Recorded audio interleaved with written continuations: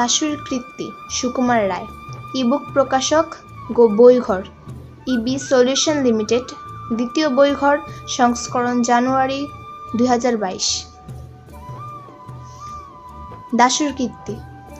নবীনচাঁদ স্কুলে এসেই বলল কাল তাকে ডাকাতে ধরেছিল। শুনে স্কুল শুদ্ধ সবাই হা হা করে ছুটে আসলো। ডাকাতে ধরেছিল বলিস কি রে? ডাকাত না তো কি? বিকেলবেলায় সে জ্যোতিলালের বাড়িতে পড়তে গিয়েছিল।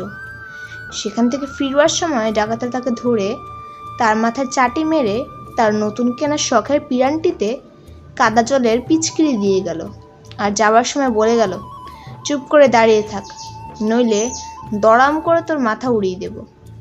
তাই সে ভয়ে আড়ষ্ট হয়ে রাস্তার ধারে প্রায় 20 মিনিট দাঁড়িয়েছিল। এমন সময় তার বড় মামা এসে তার কান ধরে বাড়িতে নিয়ে বললেন, রাস্তার সংসে যে ইয়ার্কি করা হচ্ছিল। নবীনচাঁদ কাঁদো কাঁদো গলায় বলে উঠল, আমি কি করব?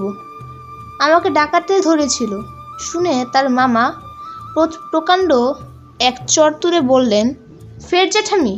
নবীনচাঁদ দেখল মামার সঙ্গে তর্ক করা বৃথা, কারণ সত্যি সত্যি যে ডাকাত ধরেছিল একথা তার বাড়ির কাউকে বিশ্বাস করানো শক্ত। সুতরাং তার মনের দুঃখ এতক্ষণ মনেই মধ্যেই চাপা থাকবে। যা হোক, স্কুলে এসে তার দুঃখ অনেকটা বোধহয় দূর হতে পেরেছিল, কারণ স্কুলে অন্তত অর্ধেক ছেলে তার কথা শুনবার জন্য একেবারে ব্যস্ত হয়ে ঝুঁকে পড়েছিল, এবং তার প্রত্যেকটি ঘামাচি, ফুসকুড়ি আর চুলকানের দাগটি পর্যন্ত তারা আগ্রহ করে ডাকাতির সুস্পষ্ট প্রমাণ বলে স্বীকার করছিল।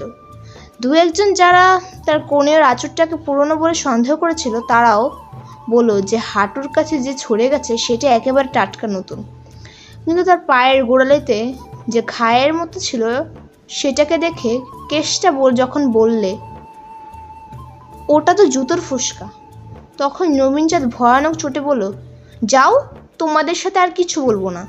কেষ্টাটার যখন আমাদের আর কিছু শোনাই হলো না। ততক্ষণে 10টা বেজে গেছে। ঢং ঢং করে স্কুলের ঘন্টা পড়ে গেল। সবাই যে যার ক্লাসে চলে গেলাম। এমন সময় দেখি পাগলা দাশু একগাল হাসি নিয়ে ক্লাসে ঢুকছে। আমরা বললাম, শুনেছিস কাল নবুকে ডাকাতে ধরেছে? যেমন বলা অগ্নি দাশরথী হঠাৎ হাত পা ছুঁড়ে বইটুই ফেলে খ্যাক খ্যাক করে হাসতে শুরু করলো। একবারে মেঝের উপর বসে পড়ল। পেটে হাত দিয়ে গড়াগড়ি করে একবার চিত হয়ে একবার উপর হয়ে তার হাসি আর কিছুতেই থামে না। দেখে আমরা তো অবাক। পণ্ডিত মশাই ক্লাসে এসেছেন, তখনও পুরোদমে তার হাসি চলছে। সবাই ভাবলো ছোড়াটা খেপে গেল নাকি।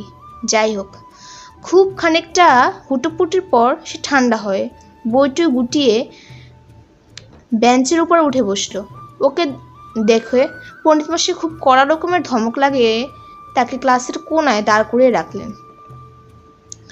কিন্তু পাগলের তাতেও লজ্জা নেই। সে সারাটি ঘন্টা থেকে বই থেকে মুখ আড়াল করে ফিক ফিক করে হাসতে লাগলো। টিফিনে ছুটির পর নবু দাসকে চেপে ধরল, কিরে দেশো, বড় যে হাসতে শিখেছিস তুই? দাশু বলল, হাসবো না? তুমি কাল ধুনুচি মাথায় দিয়ে কীরকম নাচটা নেচেছিলে, সে তো আর তুমি নিজে দেখোনি, দেখলে বুঝতে কেমন মজা। আমরা সবাই বললাম, সে কীরকম ধুনুচি মাথায় নাচছিলে মানে? দাশু বলল, তাও জানো না? ওই কেষ্টার জগাই ওই যা উঠতে না বারণ করেছিল। আমি বিরক্ত হয়ে বললাম, কি বলছিস, ভালো করেই বল না। দাশু বলল, কালকে শেঠদের বাগানের পিছন দিয়ে নবু একলা একলা বাড়ি যাচ্ছিল। এমন সময় দুটো ছেলে তাদের নাম বলতে বারণ। তারা দৌড়ে এসে নবুর মাথার ধুনচির মতো কি একটা চাপিয়ে দিয়ে তার গায়ের ওপর আচ্ছা করে পিচকিরি দিয়ে পালিয়ে গেল। নবু ভয়ানক রেগে বলল, তুই তখন কি করছিলি? দাশু বলল, তুমি তখন আমার খুলি উলাবার জন্য ব্যাঙের মতো হাত পা ছড়িয়ে লাফাচ্ছিলে।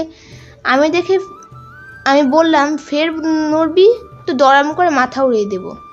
শুনে তুমি রাস্তার মধ্যে কাঠ হয়ে দাঁড়িয়ে রইলে, তাই আমি তোমার বড় মামাকে ডেকে আনলাম। নবীন চাঁদের এই যেমন বাবুয়ানা তেমনি তার দিমাগ, সেই জন্য কেউ তাকে পছন্দ করতো না। তার লাঞ্ছনার বর্ণনা শুনে সবাই বেশ খুশি হলাম। বজ্রলাল ছেলে মানুষ, সে ব্যাপারটা বুঝতে না পেরে বলল, তবে যে নবীনদা বলছিল তাকে ডাকাতে ধরেছে। দাশু বলল, দূর বোকা, কেসটা কি ডাকাত? বলতে না বলতে কেসটা সেখানে এসে হাজির। কেসটা আমাদের উপরে ক্লাসে পড়ে, তার গায়ে অনেক জোর। নবীন চাঁদ তাকে বলল, দেখা মাত্র শিকারী বিড়ালের মতো ফুলে উঠল, কিন্তু মারামারি করতে সাহস পেল না। খানিকক্ষণ কটমট করে তাকিয়ে সেখান থেকে সরে পড়ল। আমার ভাবলাম গোলমাল মিটে গেল।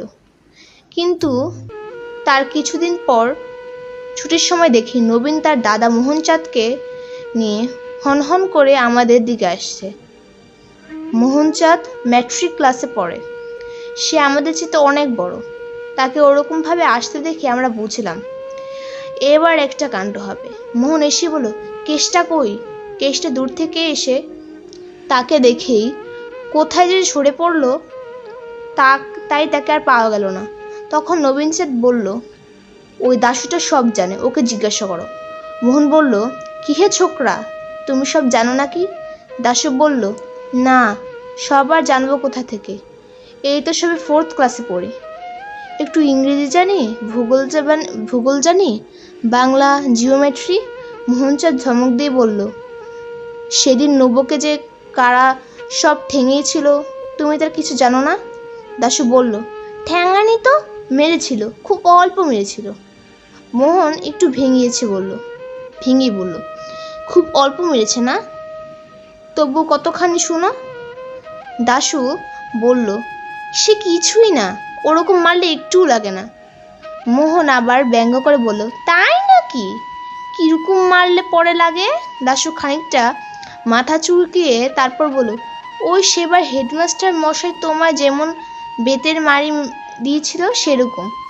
একথায় মোহন ভয়ানক চোটে দাশুর কান মোলে চিৎকার করে বলল, দেখ বেয়াদব, ফের জ্যাঠামি করবি তো চাপকিয়ে লাল করে দেব। কাল তুই সেখানে ছিলি কিনা, আর কি দেখেছিস সব খুলে বলবি কিনা? জানিই তো দাশুর মেজাজ কেমন পাগলাটে গোছের। সে একটুখানি কানে হাত বুলিয়ে তারপর হঠাৎ মোহনচাঁদকে ভীষণভাবে আংক্রু করে বসল। কিল, ঘুষি, চর, আচর, কামড় সে এমন চটপট চালিয়ে গেল যে আমরা সবাই হা করে তাকিয়ে রইলাম। মোহন বোধহয় স্বপ্নেও ভাবেনি যে 4th ক্লাসের একটা রোগা ছেলে তাকে অমন করে তেড়ে আসতে সাহস পাবে। তাই সে একেবারে থতমত খেয়ে কেমন যে লড়তেই পারল না। দাশু তাকে 5 সেকেন্ডের মধ্যে মাটিতে চিৎ করে ফেলে হাঁপাতে হাঁপাতে বলল, ওর চাইতে ঢের আসতে মেরেছিল। ম্যাট্রিক ক্লাসের কয়েকটি ছেলে সেখানে দাঁড়িয়েছিল।